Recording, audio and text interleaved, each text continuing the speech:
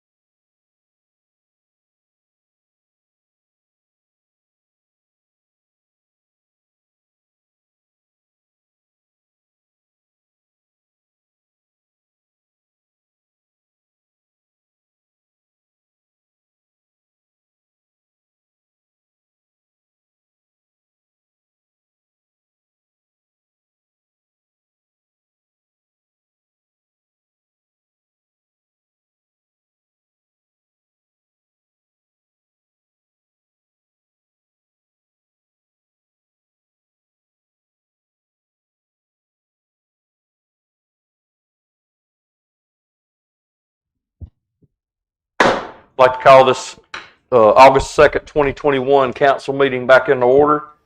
Do I have a motion we come back in session? So moved. Second? Second. All in favor? Aye. All right. Moving on.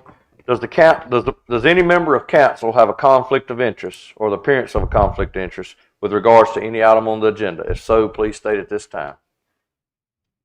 No. No. Mr. Phillips? No, sir. No. All right, thank you. So I'll stand for the Pledge of Allegiance. I pledge allegiance to the flag of the United States of America and to the republic for which it stands, one nation, under God, indivisible, with liberty and justice for all. Amendment and approval of the draft agenda. Do we have anything, council? Anybody have anything to add or? Nothing. No, sir. Changes? No. All right, do I have a motion that we approve the draft agenda? So moved. I have a second. Second. All in favor? Aye. Action discussing resulting from our closed session. Mr. Grady, our attorney, you got some comments for this? Thank you, Mr. Mayor and members of council. During closed session, there was general discussion concerning a list of demands or requests, not demands, requests that were made, communicated last Wednesday, July 28th, by the developer side of things concerning the de-annexation issue. So the subject matter of the closed session concerned the de-annexation issue, as well as this list of requests or items to discuss submitted by the developers last Wednesday. When this arrived last Wednesday, I was out of town on vacation and did not get back until last night. I've not had a chance to really dive into these points that have been submitted by the developers and their representatives, and I've not done so yet with town staff. But in going through them tonight with staff and council, myself, and everyone in attendance, it seems clear to me that the consensus was for council to give careful thought and consideration to what's been submitted by the developers, and leaning on me and my office to try and review those with staff and provide some meaningful input and responses back to the developers to try and move in a progressive, positive way along the lines of what's been submitted. And certainly do so, try to get a response back to the developers this week in line with what we've discussed tonight in closed session. There's no action that's been taken. In fact, in large part, a lot of action cannot be taken, even if council wanted to do so, because a lot of it involves legislative types of consideration pertaining to the zoning ordinance. Have I fairly captured the essence of tonight's meeting and my advice that was given on behalf of the town as its legal counsel? Yes, sir. Yes. Yes. So in summary, I'm going to review this with staff and work with our legislative representatives as well, and provide a response or responses on behalf of the town back to the developers in order of the items that they've given to us in writing as of last Wednesday. And so other than that, is there anything else council wishes for me to stick around for an open session tonight? I think everything's good. No. So you can go. Thank you. Thank you, sir. Thank you, Grady. Moving on to our general council discussion. Any member of council have anything you need to bring up? Go ahead, sir. A couple things. I don't want to steal Ashley's thunder here. On July 28th, Sunset Vision had their first annual blood drive, which was held at the firehouse. 44 pints were donated, and 10 of those were Power Red donations. And for those of you who don't know, Sunset Vision is a 501c3 nonprofit. It is not an eye doctor's office. So, which some people have that idea. So look them up on Facebook or online. It was a great effort. And want to remind you that Sunset at Sunset is on Saturday, October 2nd. It was canceled last year, and the Sunset at Sunset Committee has already been hard at work lining up vendors and sponsors. So mark your calendars. Thanks, sir. Mr. Boardman, you have anything? No, nothing else. Mr. Phillips? Nothing. You have nothing? Nothing. Gracious. I got. Oh, wait a minute. Go ahead. I got something. I just want to thank the beach patrol and the officers this weekend. I'm gonna be a little bit off tonight, probably. I just got my message, but my son was pulled off the beach Saturday. I had just got back. He was pulled off the beach. He was out there with his mother, not my wife, my ex-wife. He had been drinking, got out there, got sick, got in the water, was face down. Thank God they pulled him out of there, and he's now on his way to a facility in Winston-Salem. Is what they just messaged me. But I just appreciate prayers out there, and thank you. And I just tell you this: addiction is a bad problem, especially when it's in teenagers and all. And I pray for everybody that goes out. I've never had this kind of stuff going on in my life. We've dealt with my family, and to be dealing. I have 2 children that I deal with this with now, and it's hard. But my heart goes out to all the people out there that do deal with this. But that's it. I just want to thank the Beach Patrol and all for everything they do for us. Moving on, our presentations be the Sunset Vision presentation. Mr. Ashley Buckwall, you have the floor, sir. Yeah, as Charlie already said, Sunset Vision just had a blood drive. Back earlier in this year, Sunset Vision decided that they were going to hold this blood drive because there is a need for blood right now. There's a shortage of it. Okay? So in looking for a venue of where to hold this, one of our members, Pete Larkin, who is also a volunteer firefighter, said, wonder if we could hold it at the firehouse. So he approached Chief Hassenmeyer, and in talking to him, he agreed to let us hold it there.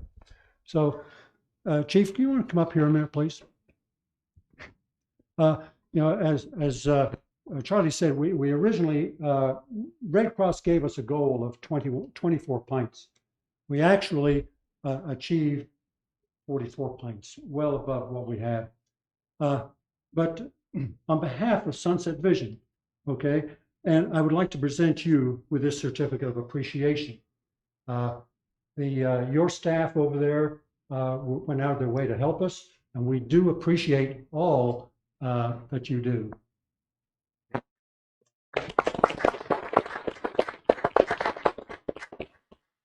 Thank you, sir. Moving on to our next presentation, the dredging project update. Sam Morrison of Moffett and Nichols. Good evening, Mayor, Council. We appreciate you inviting us here to give you an update on the dredging project. My name is Sam Morrison. You previously heard from Robert Neal from Moffett Nickel, but there's been a transition as the project manager to myself. Robert has departed Moffett Nickel, so I'm going to be taking it on from this point forward. My history is I have 30 years of experience in the dredging contracting field from the contractor side. I've been working for engineering now for 3 years. So we just figured at this stage where this project is that it would be best for me to take over since we're basically to the construction and contracting side of the project. I've also got Don York here with me and Doug Huggett, who is on the phone. They're both technical support for both the permitting and the agency coordination.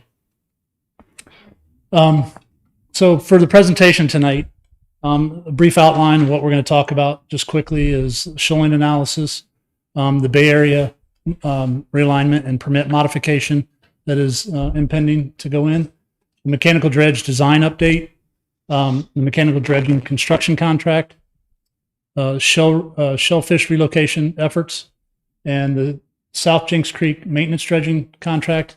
And then at the end, we'll go through any comments or questions anybody has. So first, the shoaling analysis, and the only reason I put this in here is because the last council meeting that you guys had, Robert had said we would present at the August 2nd council meeting the results of the shoaling analysis.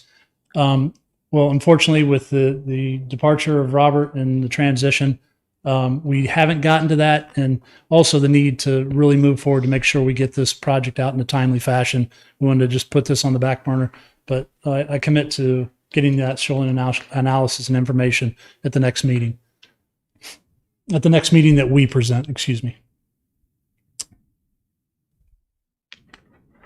So as far as the Bay Area relocation, a realignment and permit modification, we have a permit modification that originally included the bifurcation of the Bay Area channels, or the splitting of the Bay Area channels, and some stabilization to the Cobia Street offloading facility. Since the town has also requested that additional potential offloading sites be looked at, so we're modifying the permit modification to include those two locations, which are at Park Street and Seaside. This is expected. It was expected to be submitted today. Unfortunately, we're waiting on signatures from the property owners of the new offloading locations. In order for the permit to be deemed complete, it has to have these signatures with it, and the timetable doesn't start until the permit is submitted and deemed complete by the agencies. So I would hope that it will be sometime this week, depending on when we get we have one of the two signatures. We need a second signature. This is expected with the bifurcation of the Bay Area channel. It's expected to be a major modification, and we expect for the time review from the agencies to be from 75 to 90 days, with it being a major modification.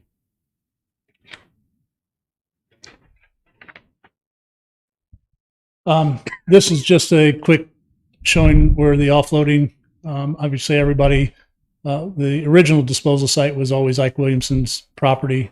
But there's two new locations in the lower right-hand corner, which are Park Street on the Park Street on the left, and then Seaside in the circle on the right. Those are both on the north side of the IWW, obviously. Those are offloading. Offloading. Those are offloading locations, not correct. disposal sites. Yes. Okay. Sorry. Yeah. Back to it. This upper right-hand corner, the blue area, is the disposal site, and the offloading location is the red box, which expands out to Park and Seaside. And the lower left-hand is a picture of Ike Williamson's, the pit that we're going to be placing the dredge spoils into. So mechanical design, dredging design update. I'll try to go through this quickly, but originally the design, and this is primarily I'm talking about in the feeder canals and the finger canals. Originally the design was based on the contractor staying back 10 feet from the face of the floating piers or the docks within those canals. And once we formulated that design and looked at it, it really didn't meet the intent of what this project was. So what we did is we went back and looked at the three constraining factors of what the design needed to encompass. And one, it was the permitted channel width. Secondly, it was the actual locations of the piers. And so what we did is last month in July, we went out and did a physical location in both the feeder canal and all four finger canals of all the piers and the piles that are supporting or holding the piers into place. And then we also had to consider the marsh grass, because the permits require us to stay 10 feet off of all emergent marsh grasses. And as Robert said in the last meeting, we had completed the marsh grass survey. And so we had that to throw into the plans as well and be able to make modifications. Just what you're looking at here on this drawing is the channel that was designed, which are the black lines. There is a red line, which is a 10-foot offset from the marsh grasses. And then there's an orange line that is where what I call the slopes daylight.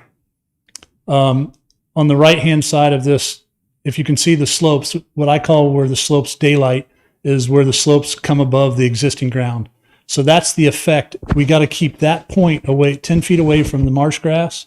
And we have to also keep that, our goal is 1 foot offset, so there's no material movement at the actual piers that are the piles where the docks are or the piers are.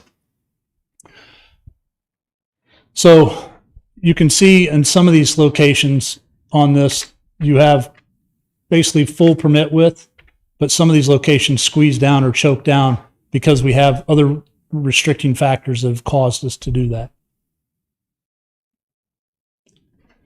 So previously also in the mechanical dredging project, it was indicated in previous meetings that the owners could be given the options to move the docks.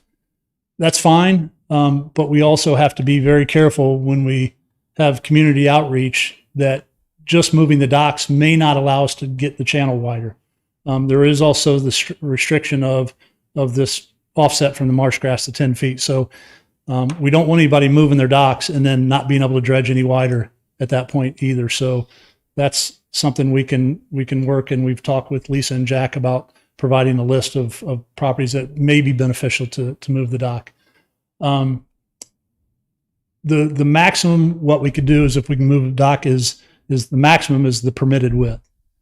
And by doing that, if the owners move the dock, this would allow us to dig more towards the permitted width on the design and be within the grant funding that we have. So that could be paid for by the project and 2/3 by the state. So, but anything that we widen outside the permitted width, that has to be 100% on the homeowner. And I think we've talked about earlier that a permit may be needed, and that can be done quickly if that happens. But again, we need to be clear to any homeowners if we remove a dock, how wide we can get. But what we're going to do as far as for the instances where the docks can be removed, we can widen the channel to more towards the permitted depth. We're going to bid the job as designed now with the restrictions and the docks in there. However, we'll put an option in for additional quantity for those that move their docks, and we can widen the channel. Now, which may cause the quantity to go up. But on the next slide, you'll see that we can account for that because of some of the restrictions that have already happened to date. So the result of this redesign and some of these narrowing of channels in certain locations and the width in other locations, the original design was 64,500 cubic yards for the mechanical dredging. And then I took the table from our 65% design, which was the quantities of all the areas, which is a design quantity of 35,135 cubic yards. And assuming they take 100% of the overdepth, which is the pay volume template, they would end up with 51,533. So it's well below the 64,500 originally, and that was based on the actual permitted channels. So the likelihood of the pay quantity for the project will be somewhere between 45 and 50,000 based on the current design. So for the construction contract and the mechanical dredging contract, which is the Bay Area Channels, Feeder Canal, Finger Canals, and Marys and Turtles Creek, we held an industry day last week on January 27th. It was a virtual industry day. It was attended by 4 contractors. All it was a 30,000-foot view of the project, so they know it's coming and what to expect. Right now, we've scheduled the bid advertisement for next Wednesday, the 11th of August. The bid opening is planned for September 1st. And then we would provide a recommendation letter by the 3rd of September, which would allow the council to vote on the contract on their regularly scheduled September 7th meeting. The good thing is there's a new state law that just came out, House Bill 735, that doesn't require 3 dredging bids to open the bids the first time. So we won't have to re-advertise. We'll be able, no matter the number of bids, we'll be able to open the first go round. And just a note, I think it's been tossed around quite a bit that November 16th is the available start of dredging, but for the mechanical, it's actually October 1st. So there is the potential if we get the permit back early. And even if we need to do some dredging in South Jinks with the hydraulic dredging contractor before we do anything, the contractor could start in Marys and Turtles Creek since the new offloading sites are in the AIWW anyway. So we might be able to get started before November 16th. But again, stars align type situation. Just in the Marys and Turtle Creek, yes? No, it's everything to do with the mechanical dredging contract is my understanding that from consulting with Doug Huggett and Dawn and reading through the permits. But I thought that we couldn't get the equipment in without doing South Jinks first into the feeder canals. So we'll have to have a discussion about that because I think at high tide they'll still be able to get great. their equipment in. Okay. But yeah, I mean, but permit wise, I'm just talking strictly permit wise. Okay, I understand. What equipment the contractor brings, we don't control. So I don't know what's going to happen. But yes, the Bay Area finger feeders and Marys and Turtles all have a 1st of October window that it can start. The only reason that the hydraulic program has a November 16th date is because the pipeline has to go across the beach, and you can't put the pipeline on the beach or put equipment on the beach until November 16th. Got it. Thank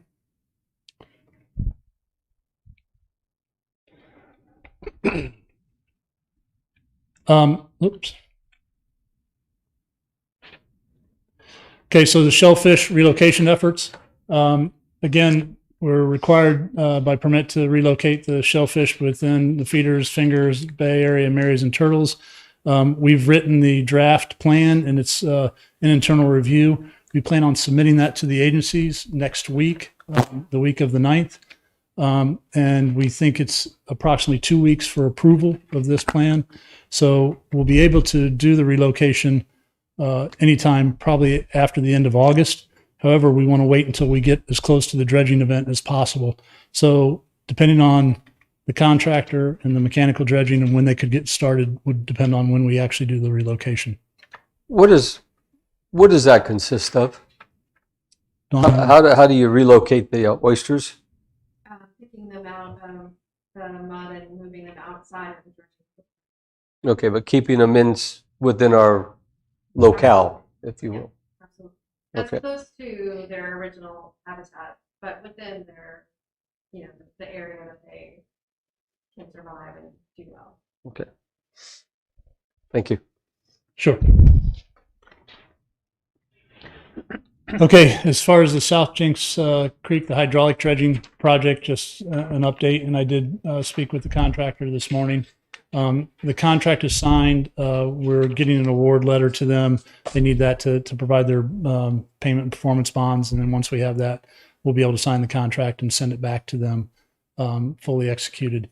Again, as I'd said earlier, the contractor won't be allowed to place equipment on the beach or pipeline until after November 16th. So they expect to start mobilization towards the end of October, a couple weeks doing water work, and then maybe 3 to 7 days of putting the pipeline on the beach and getting started. He expects the construction to take 2 months. So by the end of January, he expects to be complete. I did also speak with him about working from north to south in South Jinks Creek, just so they're out of the way at the earliest date possible for the other contract, and they had no issue with doing that. So that's it for the update today. If anybody has any other questions, I'll be happy to answer them. Do you have a completion date for the total project? From my initial Anticipated. my initial conversations with the mechanical dredging contractors is it's going to take pretty much the entire window up until the end of March. So Okay. you're talking, sometime probably into April for demobilization, but you're going to see all the dredging be completed right towards the end of March. Okay, thank you. Maybe I missed this, but on the Bay Area realignment and permit modification area, expected to be submitted on August 2nd. Did you do that today? Did it get them? No, what I was saying is in order for the permit to be deemed complete by the agencies, we have to have, of the two new offloading sites at Park and Seaside, we have to have signatures from the property I heard owners. that part, yes. Sir. Yep. And we are still waiting on one signature. Okay. So it does us no good to turn it in until we have that. We'll have that discussion, I guess, with the town later this week if we are having a difficult time getting the second signature, and we'll go in with just one of the offloading And sites. then again, where it says likely to be a major modification, and with it being the 90 days, now is that going to affect your starting date there? It possibly Could. could. Absolutely. Absolutely. Right now, obviously, if we can get it in this week, It may not, but it if may not, not. if it holds off, But then that's going to delay your start. But the one thing is, yes, it would. I mean, because it'd be the early part of November that the start date. And I was going to say that if what we have permitted right now is the boat ramp, so the contractor, if they comes October 1st and we've got them online and this modification still being processed, we could allow the contractor to begin digging in Turtles and Mary's Creek October 1st, but they'd have to offload at the boat ramp. That's the only permitted, well, that and cobia, but cobia, the bulkhead's not strong enough, so we have to get some reinforcement done at cobia, and that's part of the permit modification. So really the only usable permitted offloading site at this point is the boat ramp. And so if we wanted to start early, or if we had delays, that would be our fallback option. What signature do you have? What site signature do you have? What? Oh, sorry. We have Seaside. Yes.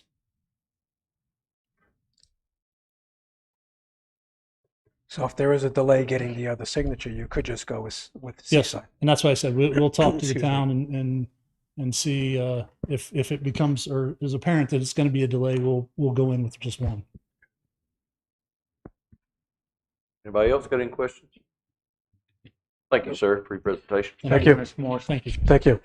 Next up is our public comments on agenda items only. We have very few agenda items, so does anybody have a comment on an agenda item? You got one on an agenda item? Agenda item? Go ahead, sir. Yes, Mr. Mayor. Which agenda item?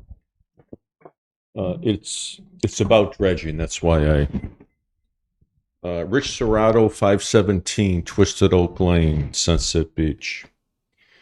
Mr. Mayor, Mr. Hobbs, several years ago, as a matter of public record, the town administrator and the council agreed that once all the financial costs were obtained for the proposed dredging program, including estimates of future mandated maintenance costs, the town would conduct a dredging survey in order to determine the stakeholders' interests and concerns.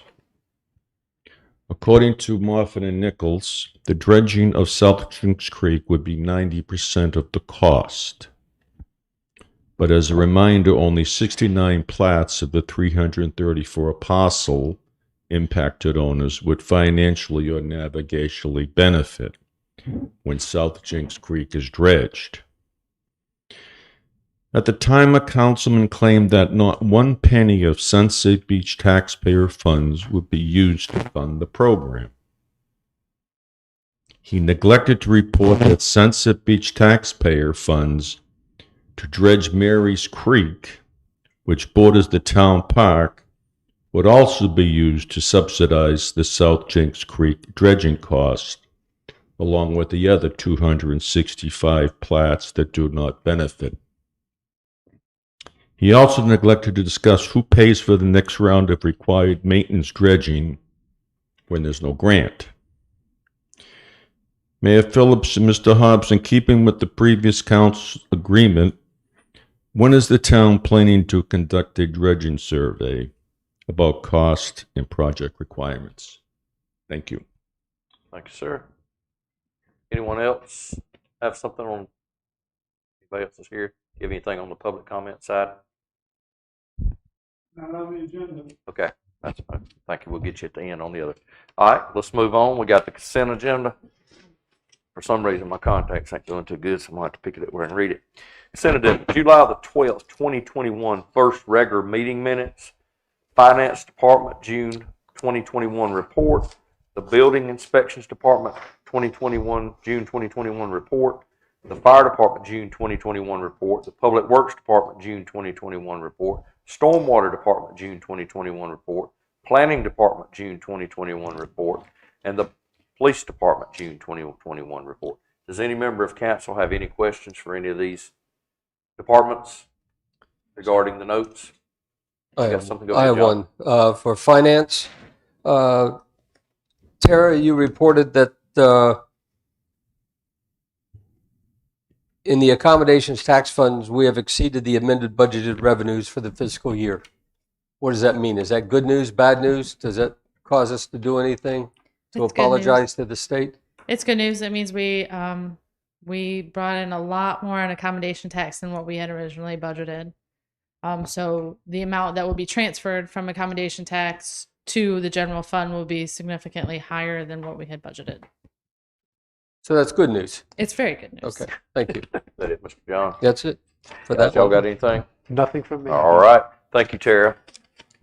All right. With it, since there's no further discussion here, do I have a motion to accept the consent agenda? So moved.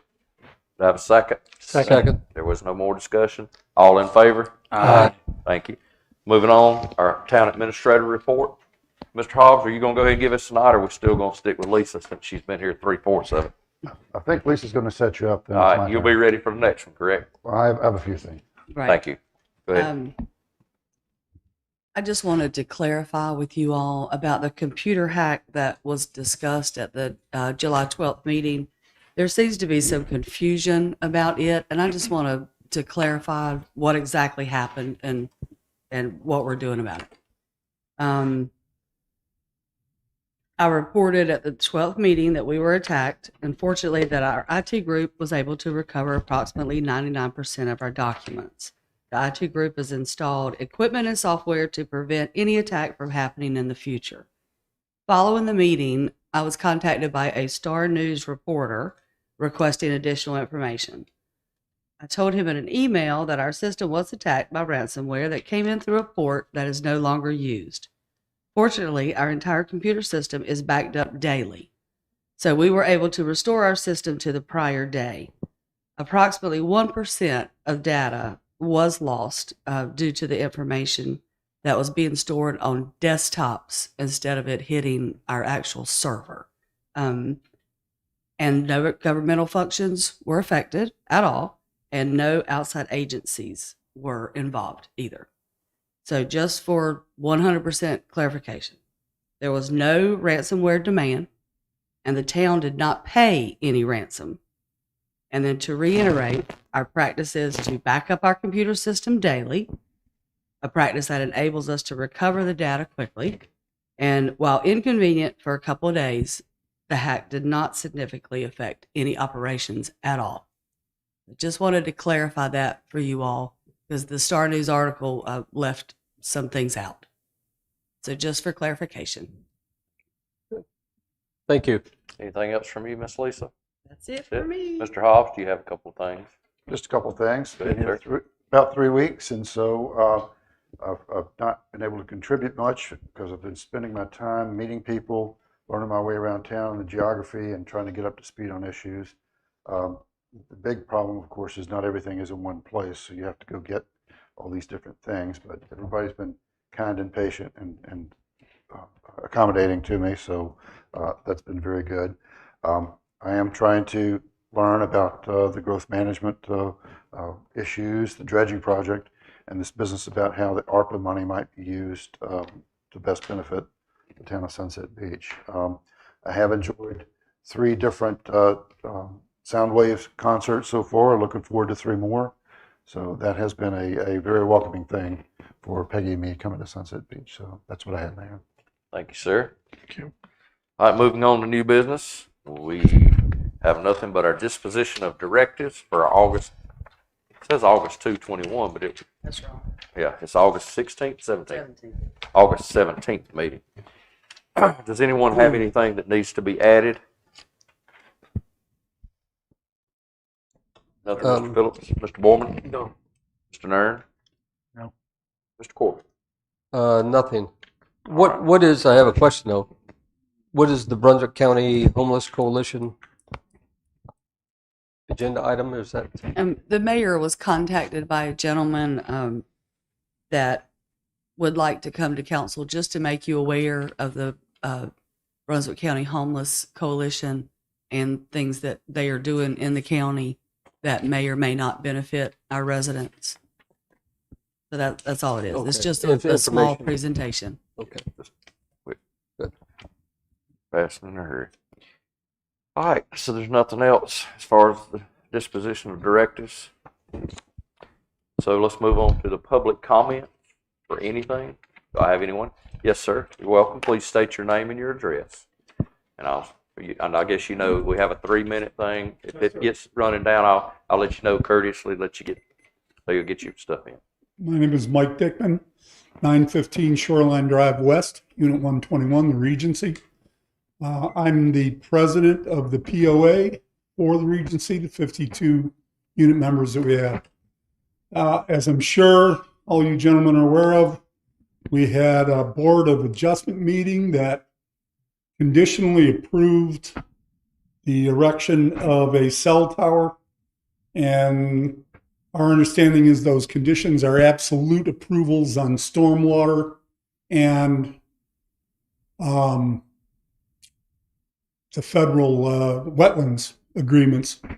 And our question is, who's going to follow up on the town end with making sure that all these absolute approvals from stormwater, one being Diener up in Wilmington, that what's supposed to be done all gets done before a building permit is issued to the developer to put up this tower?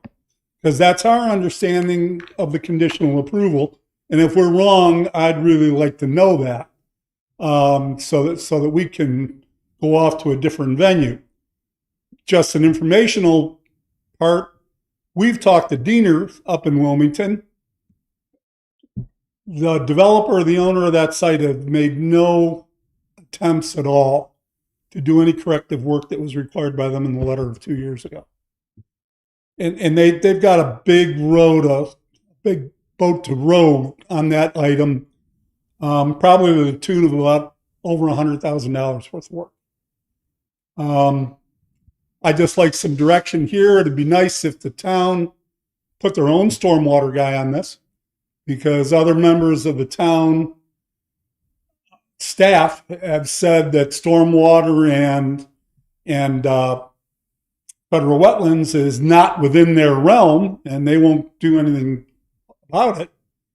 You got a stormwater guy. He, to me, would be the natural guy to make sure that the stormwater stuff has been done correctly and done absolutely as the conditional permit stated.